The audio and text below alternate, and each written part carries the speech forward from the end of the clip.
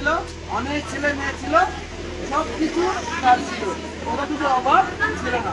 কিন্তু হঠাৎ করে একদিন তার সবকিছু হারিয়ে গেল। কি হারিয়ে গেল? সবকিছু হারিয়ে গেল। একদিনে তার চারটা দুঃসংবাদ এলো। প্রথম দুঃসংবাদ এলো তার ঘোড়া, তার ভেড়া মারা গেছে। দ্বিতীয় সংবাদ এলো আকাশের বিদ্যুৎ চমকে তার কি ভেড়িগুলো মারা গেছে।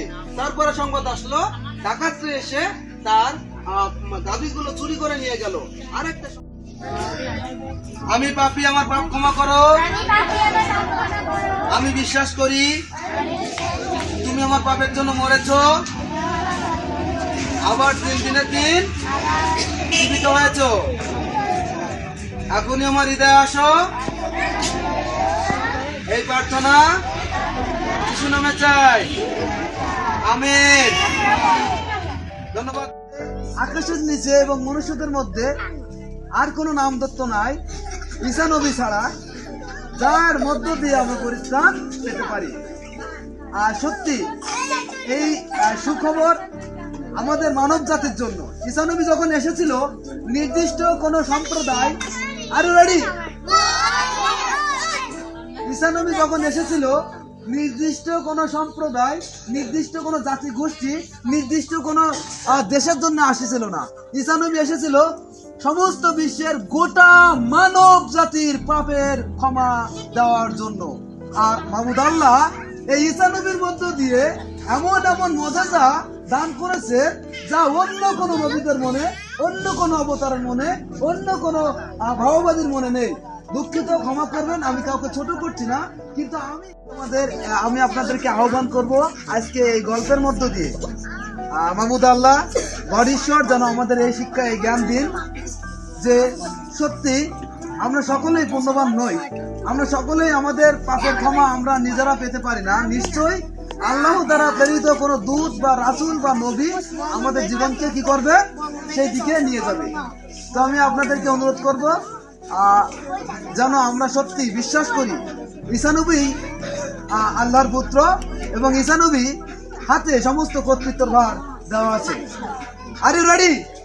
জাতির জন্য এবং এই জাতি, অনেক জাতি এই যীশু খ্রিস্টের কথা বাণীগুলো ব্যবহার করে জীবনে কি করেছে, অনেক লাভ করেছে। তিনি বলেছেন একে অপরকে ভালোবাসো, অন্যদেরকে ক্ষমা করো, প্রতিবেশীকে প্রেম করো, এবং কি নিজেকে পবিত্র রাখো। এই আজ্ঞাগুলো যখন আমরা পালন করি, আপনার কথা বলে যারা আমাকে ভালোবাসে তারা আমার আজ্ঞা সকল পালন করে। যদি প্রিয়জনেরা, আমি এই যে সুখবর আপনাদেরকে দিলাম, এই সুখবরে আপনারা বিশ্বাস করুন। যদি আপনি বিশ্বাস করেন যে আমরা সবাই পাপী, আমাদের পাপের ক্ষমার দরকার আছে, তাহলে আমাদের বিশ্বাস করতে হবে যীশু খ্রিস্ট ঈশ্বরের একমাত্র পুত্র, তিনি আমাদের পাপের ক্ষমা দিতে পারেন। আসলে সময় আমরা